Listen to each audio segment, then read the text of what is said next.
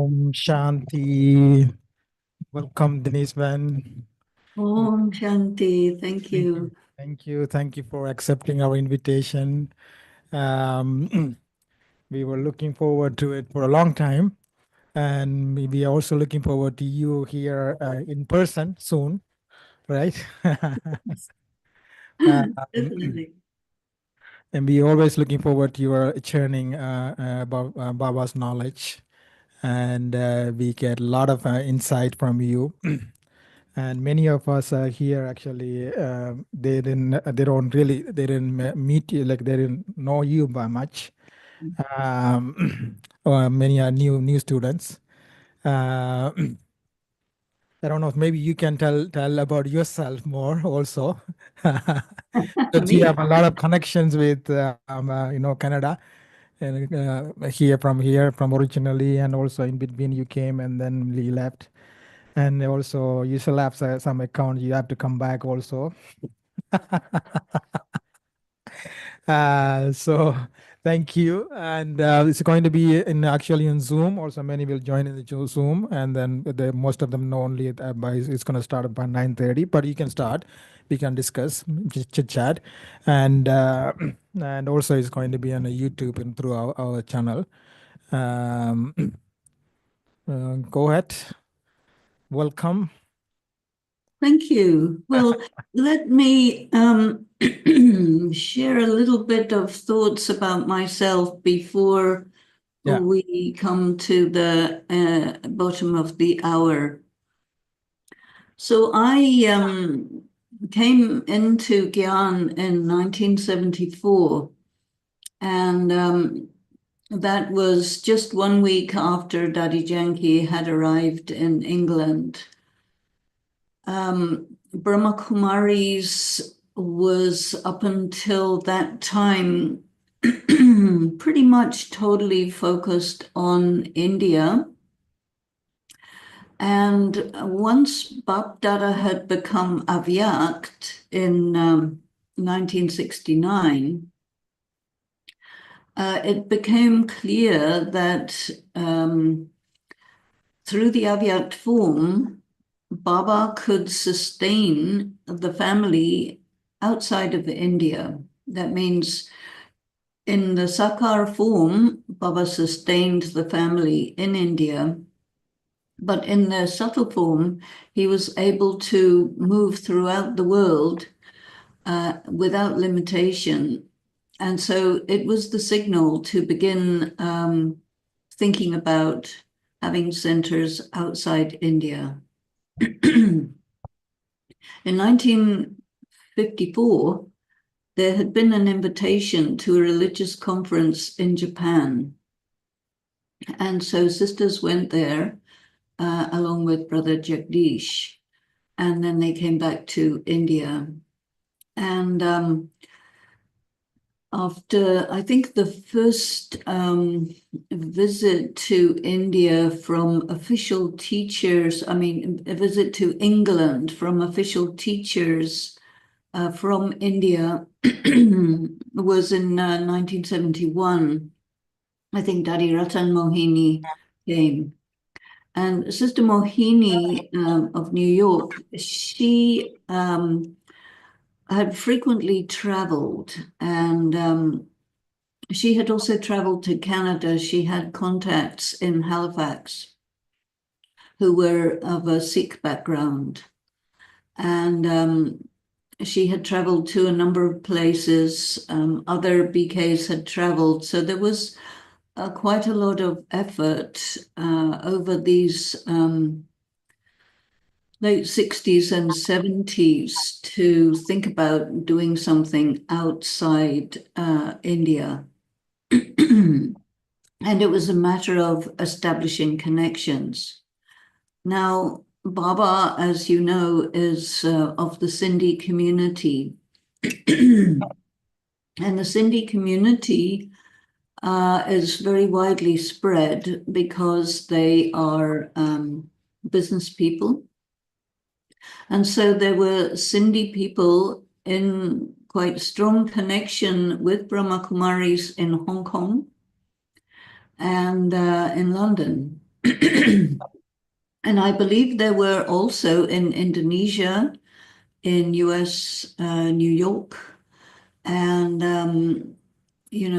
anywhere where there's a Sindhi, there's usually some or another relative, a close relative or distant relative, who was very aware of the Brahma Kumaris.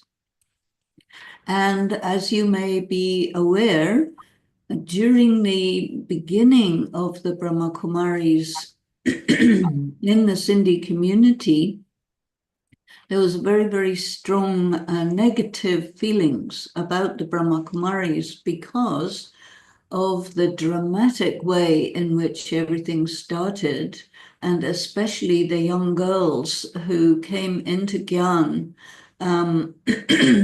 They would have been married to young men at a very, very young age. The young men would be quite a bit older than them, but the girls would be like 9, 10, 11 years old. So the marriage would take place, and the girl would go and stay with the in-laws and especially be inducted into that particular family's systems by her mother-in-law, while her son would be studying business or working with his father or uncle in foreign countries. And at that time, of course, travel was by ship. And so if they would go by ship from Calcutta or Mumbai to different parts of the world, it would take, 3 or 4 weeks on the ship to go somewhere. And generally speaking, the ships would call at different ports. And in this way, what was known as the Sindhwarkis, they would have their goods from India, and they would call at the different ports. And especially there was a lot of interest among tourists. Excuse me. And so there would be a lot of shops somewhere near the port. And so people would know that when the Sindhi business people were coming in on the ship, that there would be stuff for them to buy. And so that was the setup. And after about 7 or 8 years, they would go back home. And so then the young boys who had been married, but who had not consummated their marriage, they came back 7 or 8 years older, ready to start a family. And in the meantime, 7, 8 years, there was a very strict religious environment, and so the girls were not allowed out except to religious satsangs. And so Brahma Baba was chanting the Om, and a lot of people would get visions. And so it became very, very fashionable. At that time, there was no question of celibacy or any kind of limitations. They would just go to where Baba was teaching. And the group was called the Om Mandali because this gathering of people would gather around Brahma Baba. He would read from the Gita and he would chant Om. And when he would chant Om, then so many people would have experiences of light or of Krishna or something very, very extraordinary. And so it was a large number of people coming. But then what happened is the concept of celibacy was introduced. And so everybody said, okay, yes, we'll be celibate and we'll continue with our Om chanting and listening to religious discussions and lectures through Brahma Baba. But then when their husbands started coming back from the ships and they wanted to consummate the marriage, they said, no, we're celibate. And this was very extreme because in those days the girls didn't have any right to decide whether or not they would be celibate, when they would consummate their marriage, when they would have a child, whether or not that child would be aborted. Very often there would be female feticide, and so because they wanted sons. So all this started to create a great deal of upheaval. And so later in the 1960s and 70s, when the Brahma Kumaris started traveling, they made contact with their relatives. And of course, the memories of all of this upheaval was still very fresh, even though it was quite a long time later, 20, 30 years later. So they had a bit of a hard time getting access to setting up centers. But among the Brahma Kumaris, along with the Sindhis, there was also a lot of interest in Gujaratis. And Gujarat is the closest state to Rajasthan, where Mount Abu is. And even in the beginning in Karachi, there were Gujaratis who came into Gyan. And Gujaratis tend to gather in large numbers who are connected and related and all the same caste and group. And so when one would come, then everybody would come, all their connections and caste people and relatives. And so this happened in England, that in the northern part of England, in a place called Leicester, there was interest among the Gujaratis. There were many, many Gujaratis living there. And also, as you might know, Sister Jayanti was living in London with her parents, Murli Dada and Rajni. Now, Rajni, her mother, was a Brahma Kumari. And the family moved to London when Jayanti, Sister Jayanti, was 8 years old. And she had known Brahma Baba as a little girl. And there was another family where there was another little girl, and they were also Sindhis. And this other little girl was called Jyoti. And Jyoti had been studying in the Catholic school in Mount Abu. So Brahma Baba was her guardian. And Jyoti and Jayanti were related. And even Jayanti and Brahma Baba were related. So they were Kirpalanis. And so there was this strong family connection there. And yet Jyoti's parents and Jayanti's parents settled in London, and the girls went to school and they developed their life in the normal way of Sindhis who were living in London. And Rajni, Sister Jayanti's mother, was somewhat cut off from the Brahma Kumaris because, in those days, of course, there was nothing like internet or email or, even phone calls were really difficult. And so what happened with Jayanti is that she also could go into trance and receive messages from Bapdada in the subtle regions. And this was the way in which Baba sustained Rajni through the little girl Jayanti. And then Jayanti didn't really want to be a Brahma Kumari. She was very intelligent and good in science, and her thought was to study medicine and become a doctor in England. Her brother, her older brother, also did this and is very successful. But in between, they would go to India and, of course, visit Mount Abu. And Brahma Baba had the great speciality to be able to identify people who had great potential for spiritual development. And he saw this in Sister Jayanti. And there was one occasion where he was meeting her Well, she was meeting him, and he gave her long, long, long drishti. And in that drishti, she flew into a very beautiful religious experience state. And during that, she decided that, yes, she will surrender her life to Brahmakumaris, to Baba. And so this was really a big thing.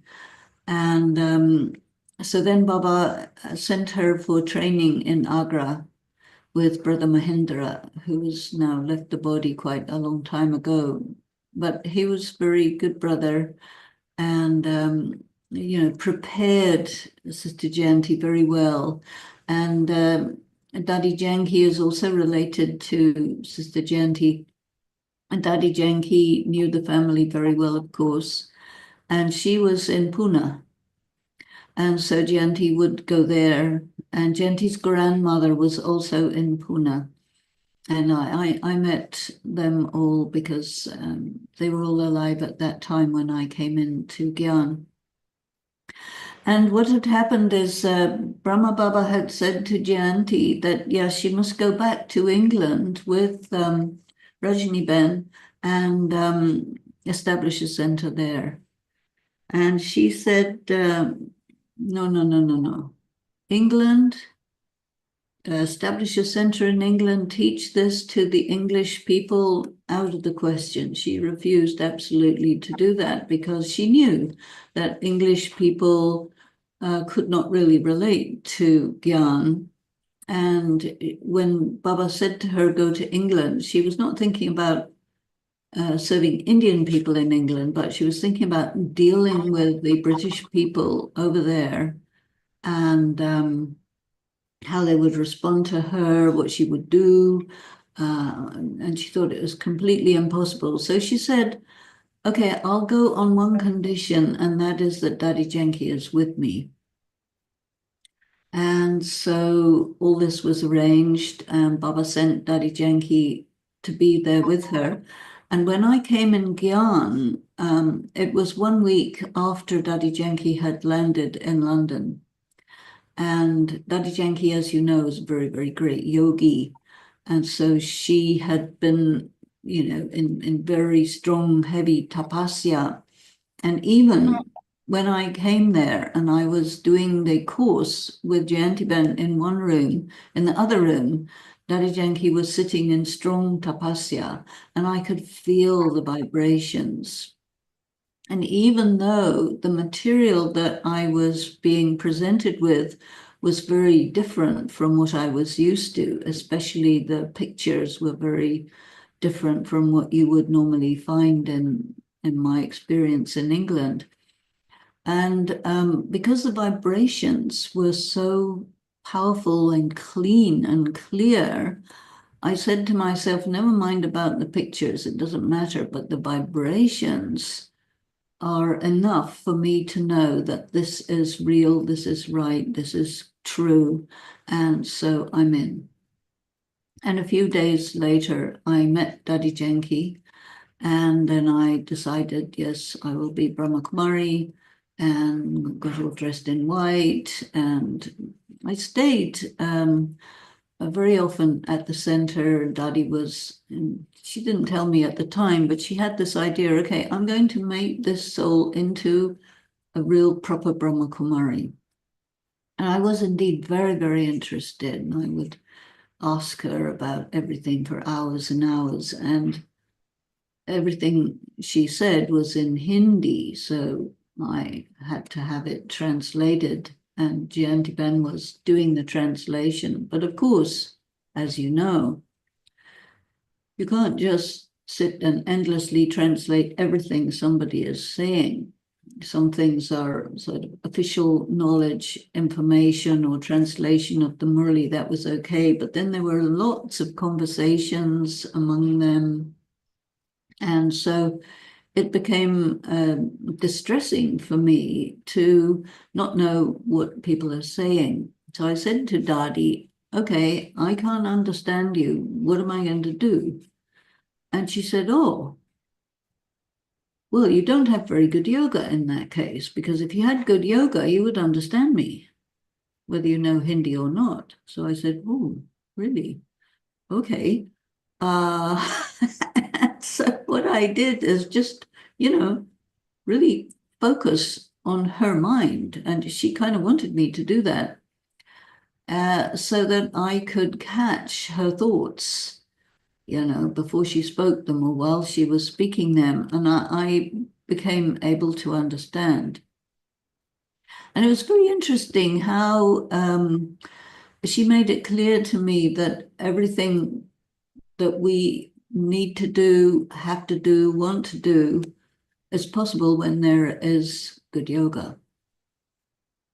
And so I wanted to talk about this with the group, and I think people will come on in just a moment. So I'll reserve my thoughts about that till then. But anyway,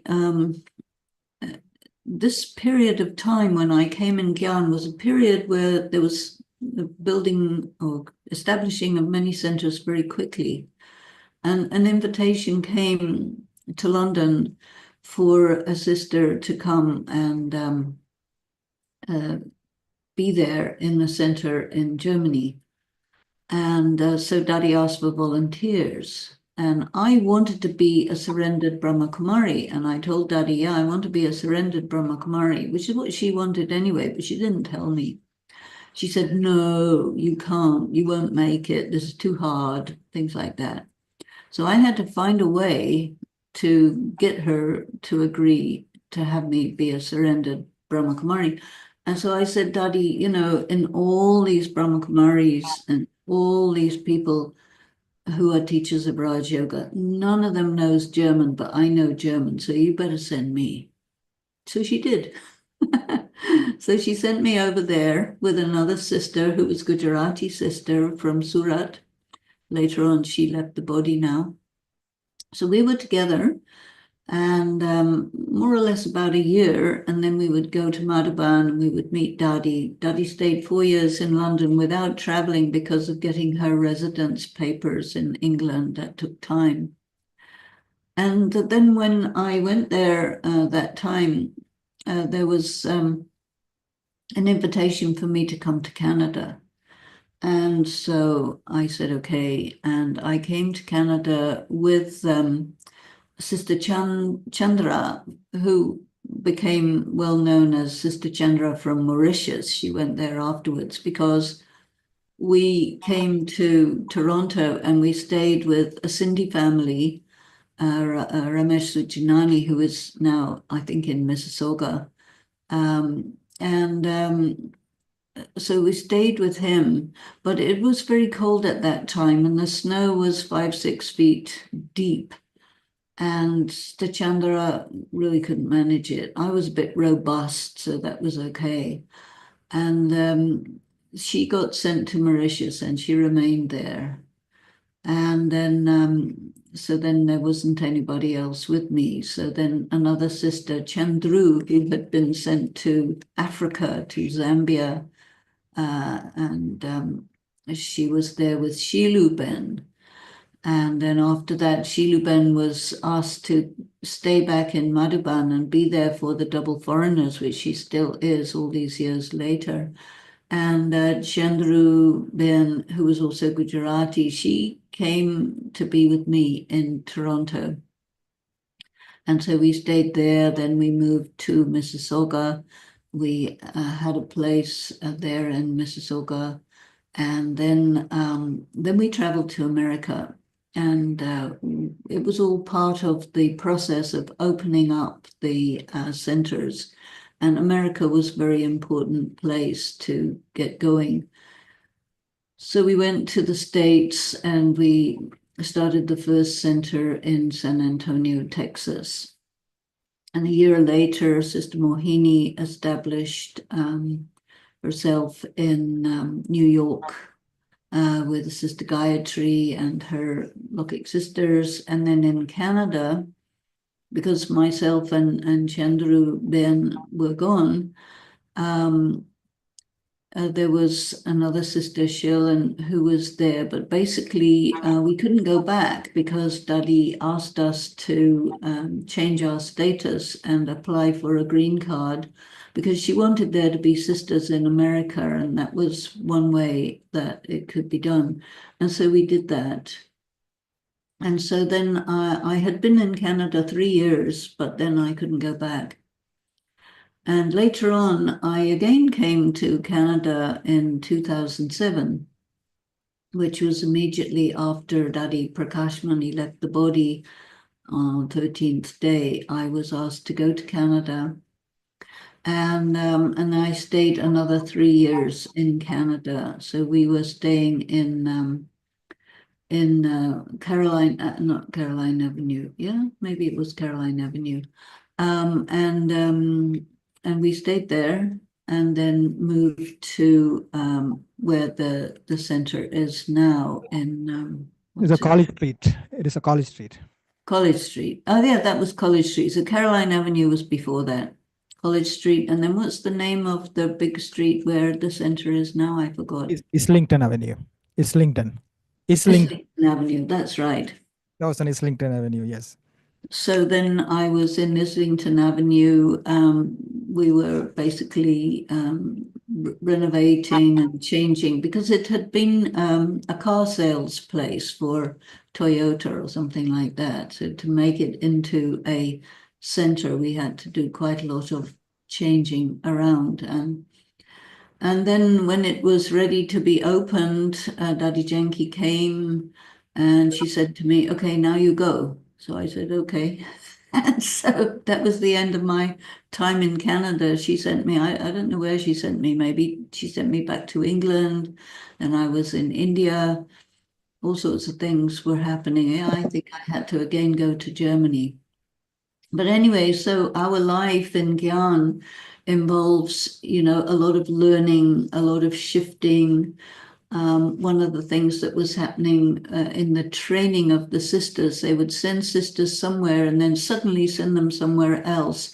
And this was all part of not getting too much attached to one particular place and staying free and being available to do anything, whatever was needed in the yagya. And my nature is such that I can, let go very easily. So that was not an issue. And so there we are. That's my connection with Canada, 6 years, and on my relationships with you go back quite a long way now.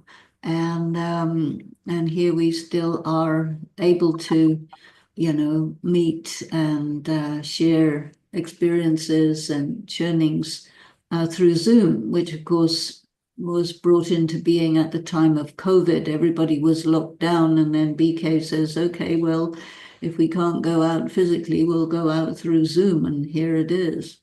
And we're still using it because it's such a good way to be available anywhere in the world.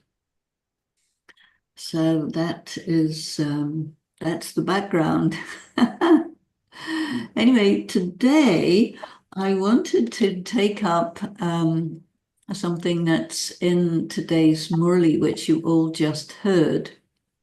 And at the moment, something that's fascinating me is whenever Baba uses the expression, which is right at the end of this little section, these things are not known to people, to any people except you. So whenever he makes a sentence like that, I'll look at that and I'll say, okay, this is the new information.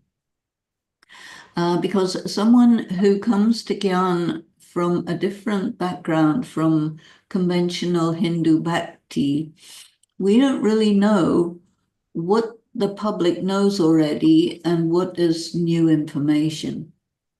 And so, of course, one of the things I did is to study the Indian scriptures, the Bhagavad Gita, the Mahabharata, the Ramayana, and I needed all the information about all the stories and references that come in the Murli. And I would interrogate Dadi and Jayantiben and anybody else about all this. But I don't think people hear about these things now. So what he says in this section is that when the soul becomes detached from the body, so you're in meditation, you're practicing to be detached from the body, to be soul conscious and just the soul alone. So when the soul is detached from the body, then all your relationships with the social world are broken. So when you actually leave your body, you also leave your bodily objects and place and relatives. You're cut from them. When you're in meditation and you go into the seed stage, or you go into a state where you really just experience yourself as a soul and you feel that you are not connected with your body. Um, in reality, your connection with the social world is finished. And the song of today's Murli, the song says that you must understand yourself to be a soul and practice to be bodiless in Baba's remembrance. And if you do that, then in the same way as when you actually leave the body, your bondage to the world is finished. You are in a state of freedom for those few minutes that you're in meditation. Then he goes on to say, your body is standing on the earth, huh? And the soul comes out of the body. And then in that case, for that period of time, the human world ceases to exist, because your contact with the human world is only there as long as you are in your body, connected with your body, operating through your body. So he's teaching us to meditate in this way so that we really experience that your connection with the world exists only by virtue of your body.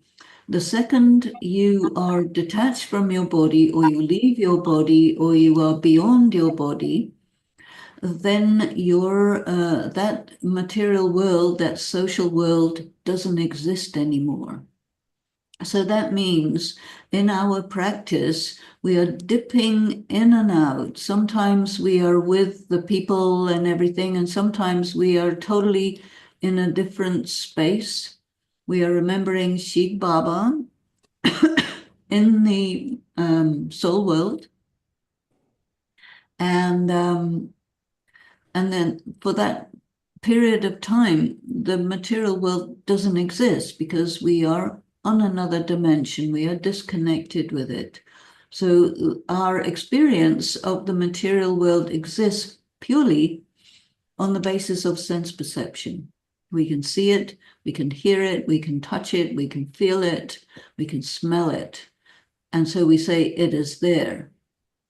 Now, when we experience in meditation that we are disconnected from it, of course, intellectually we know it is there.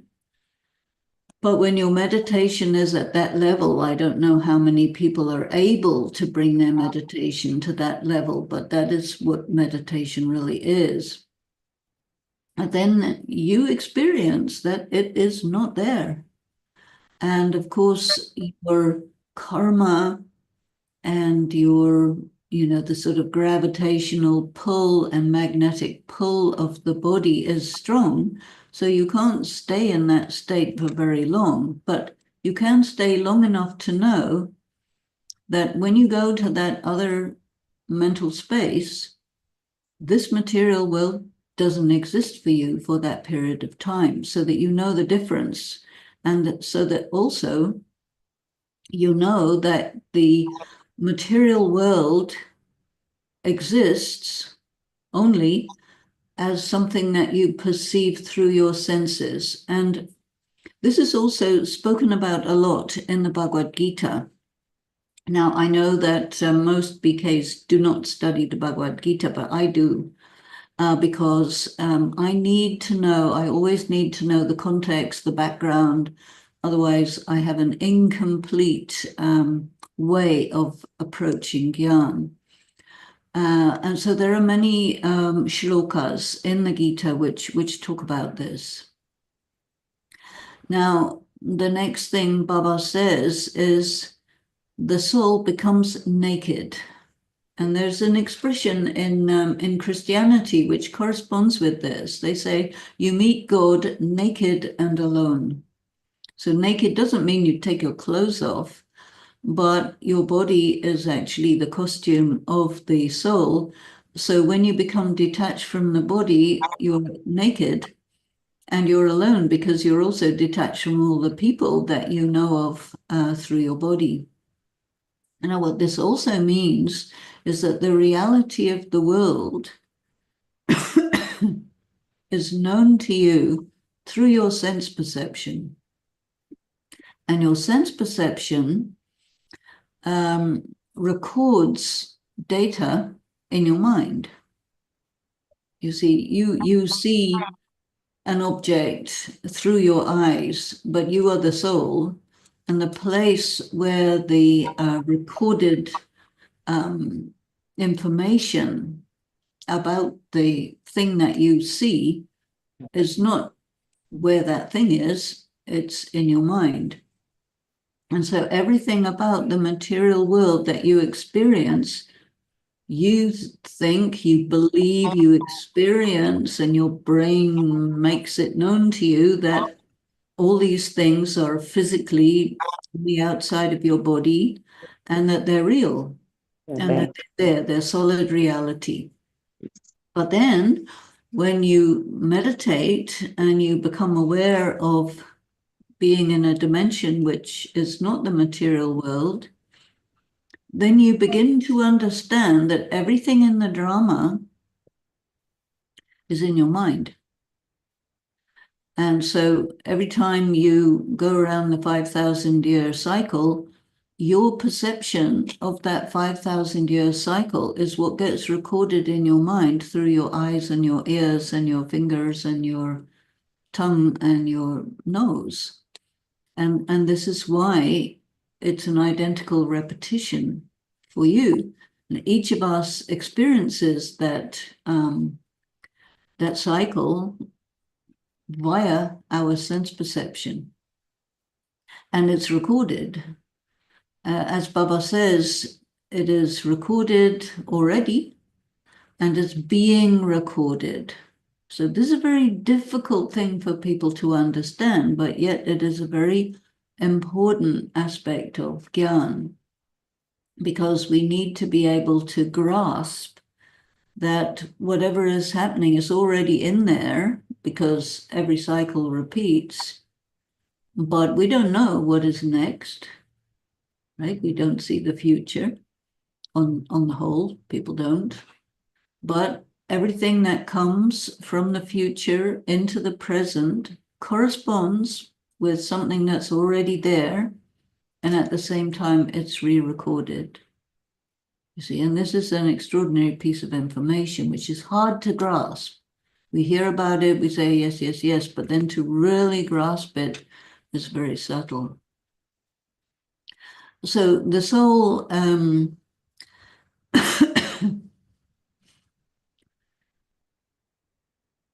so the soul becomes naked and alone, and then when the soul comes into the body, so when a person dies, the soul leaves the body, it becomes naked and alone. Then what happens? It goes into another body. So when the soul comes into the other body, the role begins. So that means in between bodies, there's no part, there's no role, and the soul doesn't experience the passage of time. And this is why it is said that you leave one body and you get another one instantly. And then other people say, well, what about the ghosts and all these things? But at that time, in terms of what Baba's saying here in these sentences, the soul is not doing anything. And then there's a very interesting little bit further on about karma and karma bondage, which is very, very interesting. So when the soul comes into the body, the part begins. And then you leave one body, you take another one, you enter into the other body, and you do not go back to the world of light, which is called the Mahatattva. So there are the 5 elements of matter and the 6th element of light, Mahatattva. This refers to the soul world. So there are many beliefs in Hinduism that when you leave your body, you go to liberation, you go to the soul world, and you stay there if you have a very high spiritual evolution and development. But he says, no, it doesn't work like that. Nobody can go back to the soul world. So neither Christ nor Paramahansa Yogananda nor anybody that's ever left the material world by leaving their body and goes back to the soul world. So this is new information. He says everybody must take a new body. However spiritually developed they are, they must take a new body. And they must also decline because the cycle is all about decline. So that's one important piece of information that clashes with most people's beliefs. Baba says, no, the soul flies and enters into another body. You are here in the Akash Tattva. So the Akash Tattva refers to the ether. So the 5 elements are air, earth, water, fire, and then ether. So ether means space. It doesn't mean sky. Space or ether. And as long as the soul is in the element of ether, it's pulled into the material world and then it performs the role. So when you're in the body and you're performing a role, then you experience something and you act, you do karma. The soul does not return to Moolavatan. So Baba's given a different word for the soul world here, Moolavatan. So this word Vatan means the dimension. So Sthul Vatan is the dimension of matter. And Sukshma Vatan is the subtle world. And Moolavatan means literally the original space. So we, at the end of the cycle, we do return to Moolavatan. But otherwise, the soul cannot leave the earth until the end of the cycle. So you don't go back to the region of light. You don't go back to the original dimension. When the soul leaves the body, then neither does it have any karmic bondage with the previous body, nor does it yet have any karmic bondage with the subsequent body. So there is a space in between leaving the body and leaving the body and getting a new body. Just 1 second.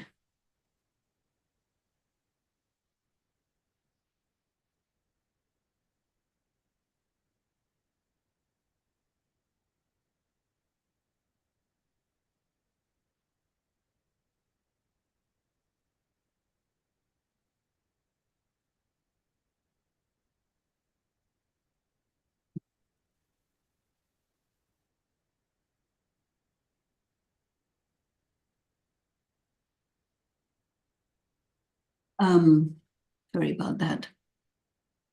So this space between leaving the body and getting a new body, people don't know about this.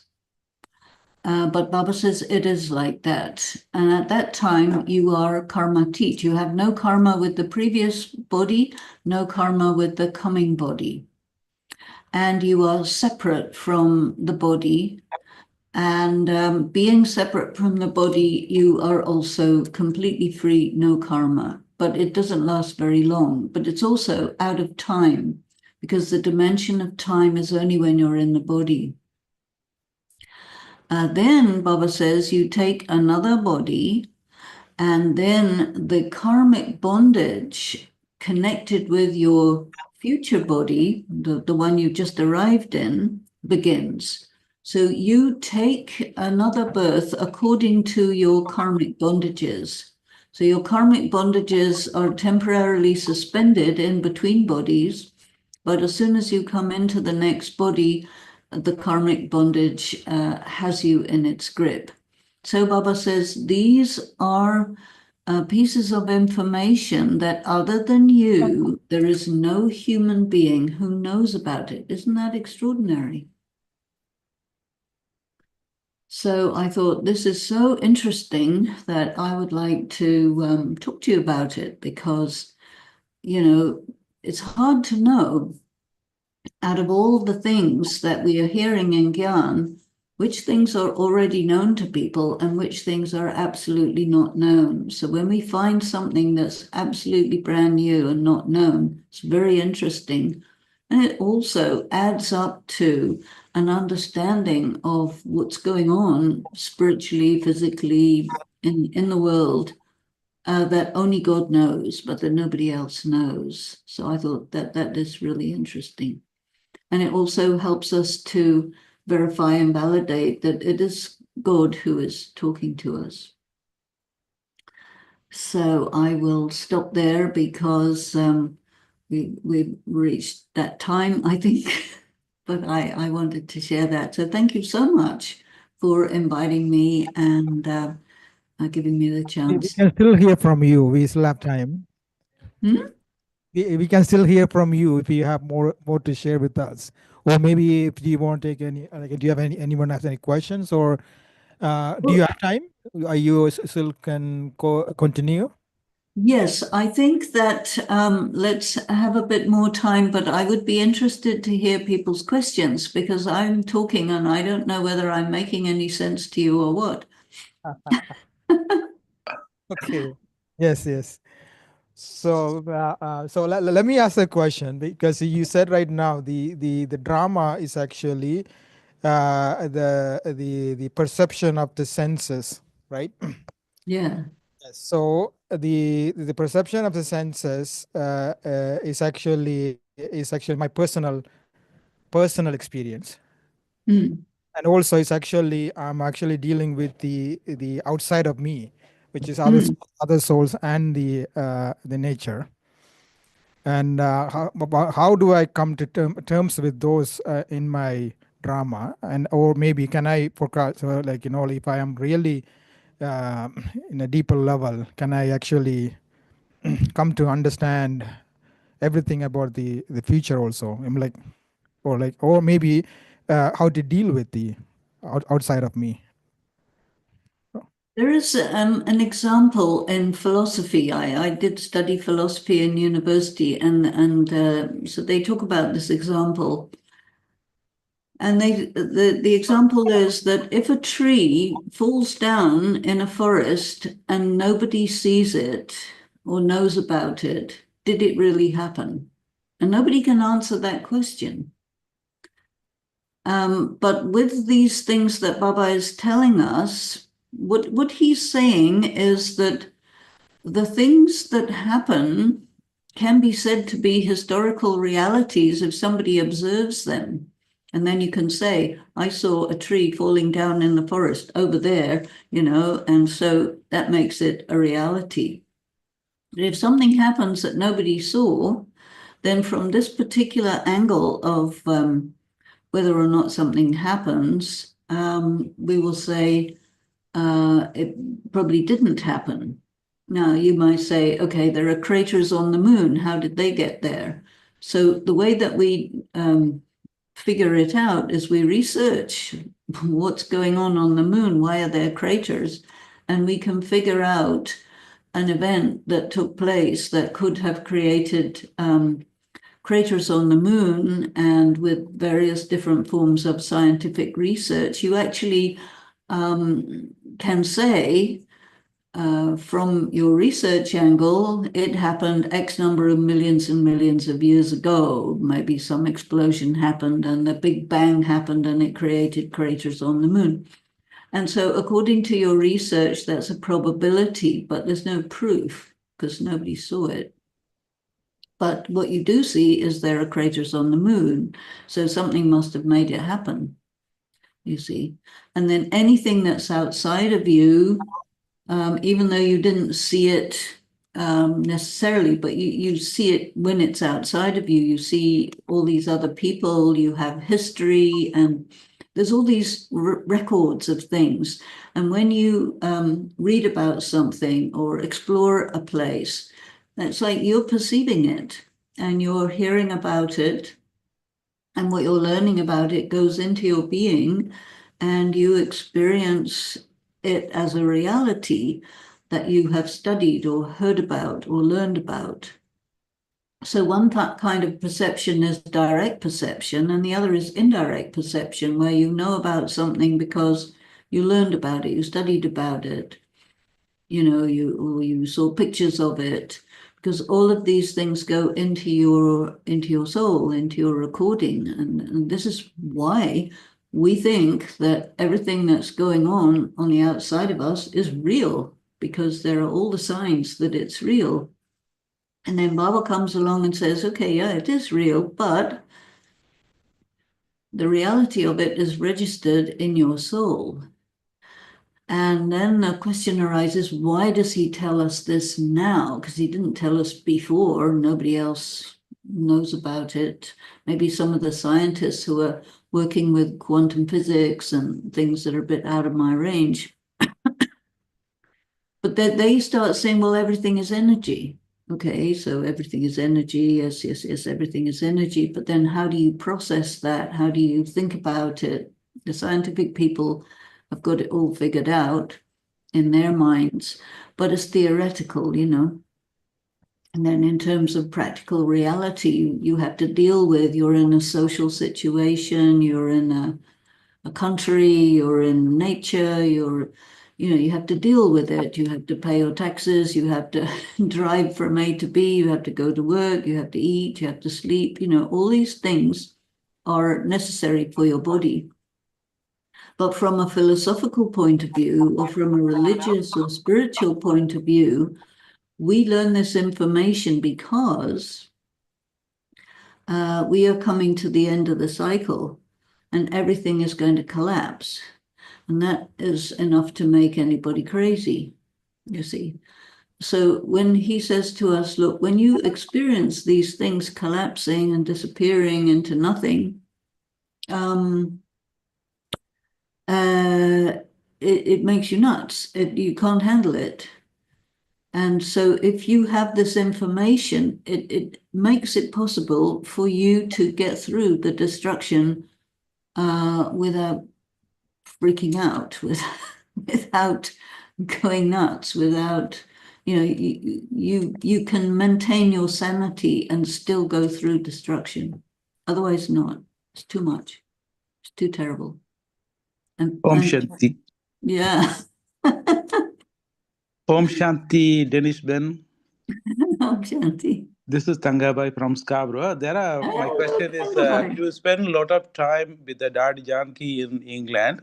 One of Yeah. the time, Daddy Janki, she met some scientists in England for the mind power checking. So, do you Yes. know anything about that Yes. Yes. experience, please? Yeah, I was there, and it was in America actually, and in San Francisco. And these scientists wanted to check her brainwaves, and they hooked her up to, ECG machine and various things. And they hooked up me and Brother Ken and Sister Chandru, and I can't remember who else, but they wanted to see Daddy Janki's like she'd been doing Raj Yoga for many, many years, and others of us just a few years. Some people just started, some people, so they wanted to know if you meditate for a long, long, long, long time, is your meditation better because of a long, long time, or what are the factors that make a person's meditation good? And they were finding alpha waves, delta waves, theta waves, gamma waves. They have these different Greek letters for them. And they said for Daddy Janki that she was in a permanent delta wave state, which corresponds to our description of being permanently free from the bondage of the body. Because she was able to retain her soul conscious condition from a brainwave point of view permanently, whether she was sleeping, awake, doing mathematical tasks or talking or whatever, but she was stable, steady in this delta wave state. And the rest of us would move from one state to another depending on the activities. So that was going on then. I do have a question, Denise. This is Diane. Hello, I'm Shanti. Om Shanti, Denise. Now, the very last thing you were mentioning about when, previous body and then you leave the body, which is the karmatit stage, and then you take a new body. So during that time period, which is beyond time, so the span of the duration, we don't know, or the soul wouldn't even feel it. So at that time, there's no karmic account. But the question is, say a father gives birth to a child, now decides to die. So this mother is with the child. So what about the karmic account he has towards this, a human that he created? Well, it would be very short, Okay. Very short, but isn't it his doing that the child is now born? Is he not responsible for that child's upbringing? Well, if he leaves the body, he can't fulfill or be called upon to fulfill any responsibility. So it's like the drama, cut it. And so his responsibility was simply to fertilize the egg, and that was it. Yeah. And so we can say, okay, you did that. Why did you do that? We can't really say. It happened. Yeah. And now if I can ask a continuous question, when a BK leaves, we do, offer Vogue, and sometimes we invite them. They do come back and give a message or so. So right. What happens at that point? Is there a karmic account being created, or if you can expand a little bit on that? Well, there's lots of things one could say about it. And you can't necessarily prove these things. I mean, here you're going into a Hindu practice of calling the soul after death, because definitely after death, the soul will leave and go into the subtle body. And the subtle body is, in a sense, like the physical body. And generally speaking, what we understand is that you leave your body, you take your subtle body, and you're around for 13 days or whatever. And then some BKs say, no, you go immediately to your next body. Some people say after 13 days, some after a different amount of time. So all of this is very vague. And there's no fixed rule about it, but there are statements, declarations about it. Then you see somebody comes into a new body, and they come in the new body with the subtle body of the previous body. And some children, they get born and they grow a few years and they remember their previous birth because they're still connected to the previous subtle body. And all of these are, we have to say, these are phenomena. And they do not fit with what I was just talking about, because Baba didn't mention anything about the subtle body. So, so what can I say? Because there's a contradiction here, and there are a lot of contradictions in Gyan. But in this particular one, this idea of when the soul is separate from, we can say, the physical body and the subtle body, then is in a timeless state, and it is possible that that happens. But because these things are so intangible, it's quite difficult to give a hard and fast factual response, because I think there's so many variations.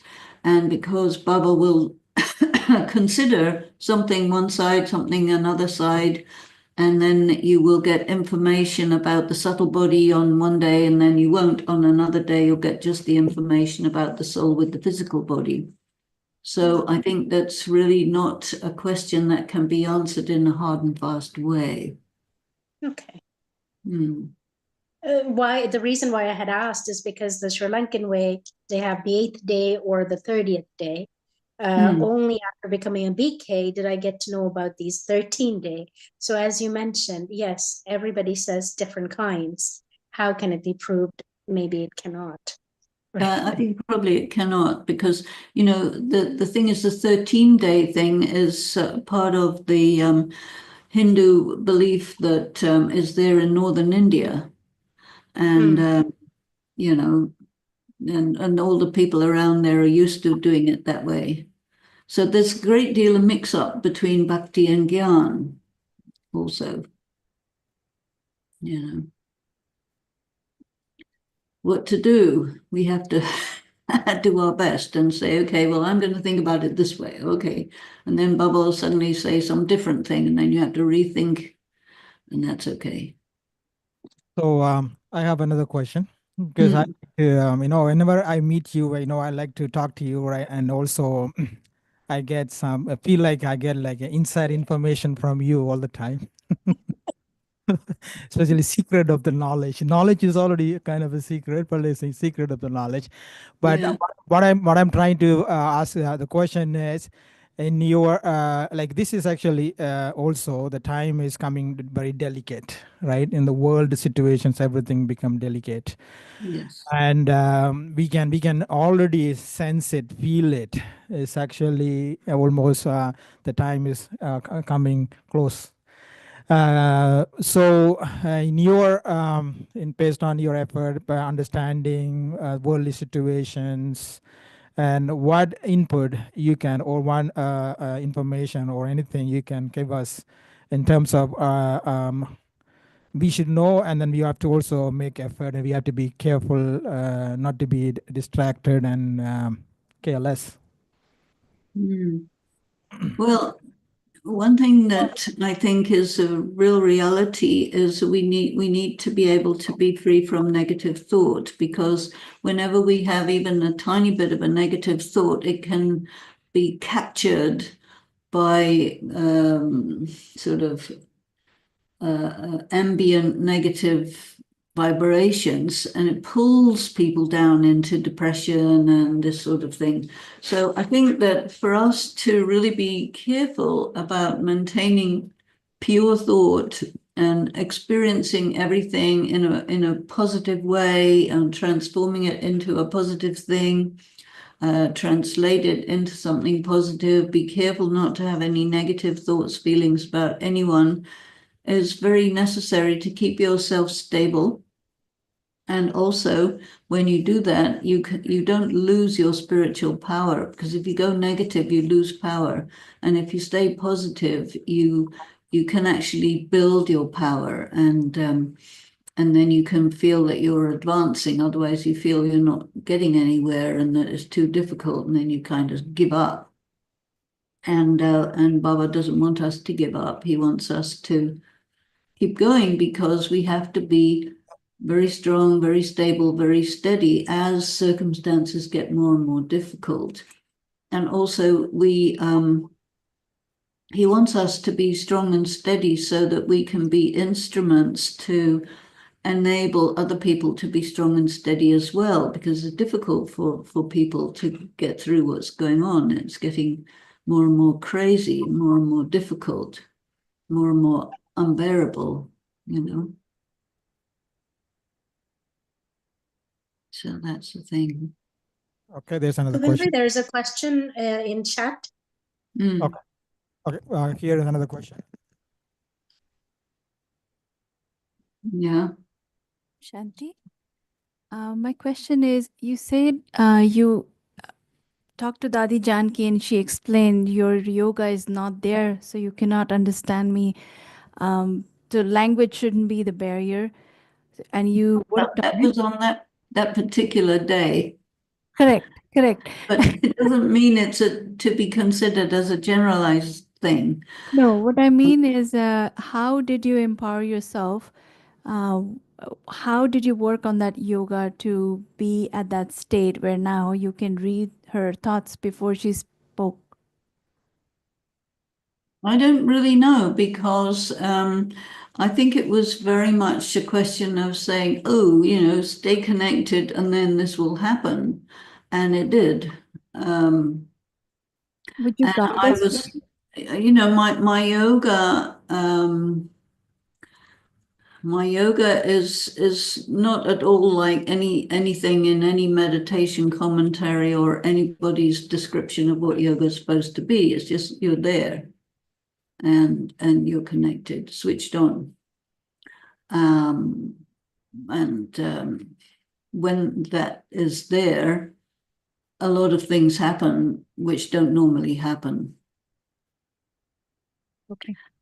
And you may or may not make sense of that statement. We wanted to know, what did you do? So we can. I didn't do anything. It just happened. Thank you. You know, you try to be subtle, you try to be connected and hope for the best, right?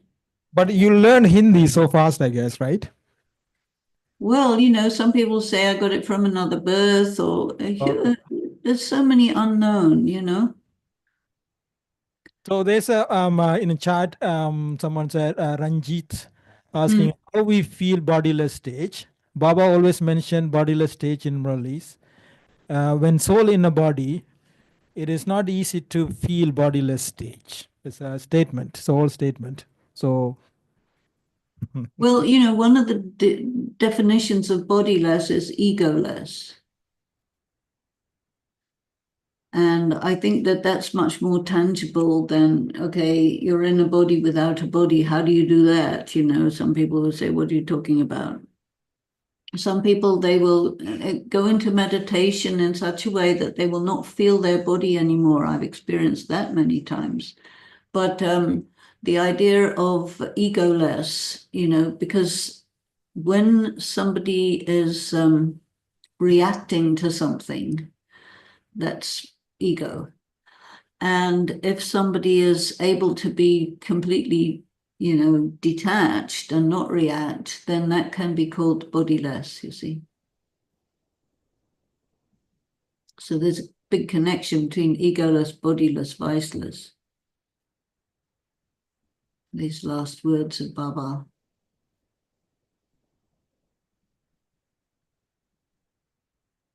Another question in chat, Denise. How do you know you're still making progress? How do you know you're still making progress? Well, there are many times when you're making progress and you don't think you are, and many times when you think you're making progress, but you're not.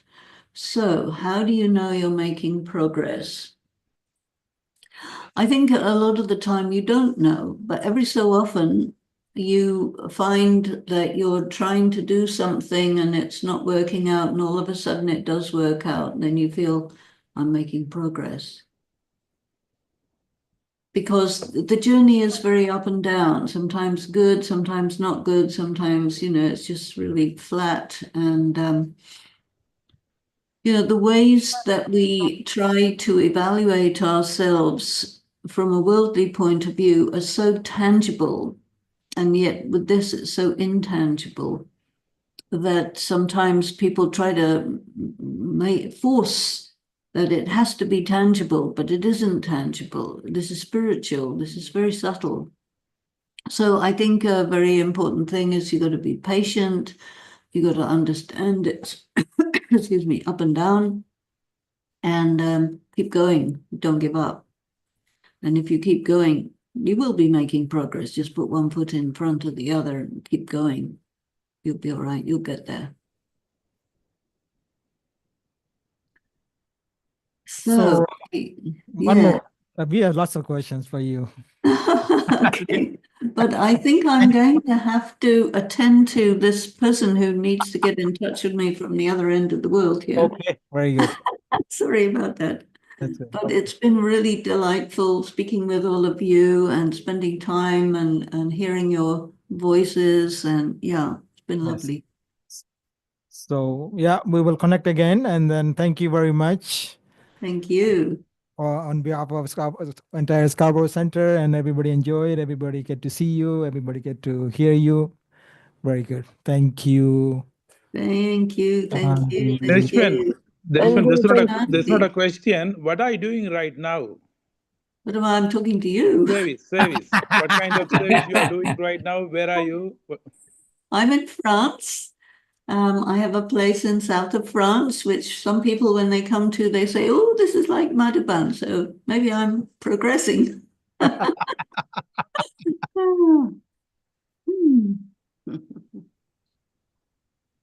So last question, someone asked, when are you coming to Canada? So we are planning something, right? So we still have Good that. plan. Yes. Well, Very good. very Yeah. good. Okay. Take good care. Someone wants Denishman, you if to anybody say come anything. to France, they can meet you. Well, I'm in a very remote place somewhere near the Pyrenees Mountains, but you can get here, no problem. Thanks. So someone wants you to speak in Hindi. No, I don't do much speaking in Hindi, especially not on the airwaves, because who knows what will happen. But I have been known to be recorded in Hindi, and it's on the YouTube somewhere. I'm not sure where. Okay. And Denishman, you are the first Samarpit soul from a foreign country. Is that right? Yeah, right. Okay, you have that proud. That's my claim to fame. Yeah. Thank you. Thank you very much. Thanks for your time. Thanks for your insights. Thank you so much. Thank you. Thank Lots of you. love and Happy New Year Thank to you. everyone. Thank you. Happy New Year. Same Thank to you you. so Thank much. you. Happy New Year. Thank you. Happy New Year. Lovely Denise. Happy New Year.